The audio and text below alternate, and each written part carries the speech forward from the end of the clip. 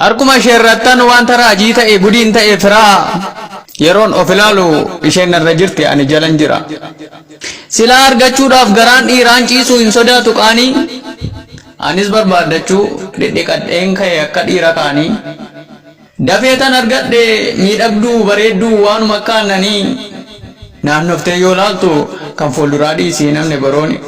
Obsuma isaa dhabeen kiraa halkan tokko jarjaree gaafadhee 50 naan jennaan dubbii biraa dhiiseen siree kuwaafadhe.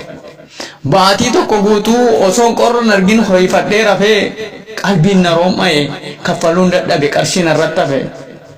Kaffaluun danda'u naaf dhiisi jedhee tan kadhadhe yaa firaa yeroo isheen ol kaatee lapheerra na dhiittu haati mana kiraa jedhee tan kufe isheen irra jirti ani jalan jira.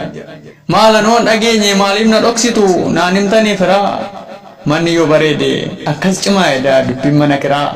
Abjuu kee milkeessuudhaaf eneegin ormaa firaa namatti yaaddu keessa kan si yaadda ujjira. Namni ati abdattu akka jaatti kaleessa qoxaarii yaadaa cufee abjuu sirkaa balleessa. Gargaarsa kee yaadda'ee karoora kee kuffisa. Biiftuu kee dukkaneessuuf duumessatti uffisa. Namicha ati abdattu leenci ija barbada inni yoo ofiisaatii gargaarsa kee barbaada. Kanaafuu yaa nama koo yaasa ofii kee firaa milkii namarraan eegin ofii keef sima jira.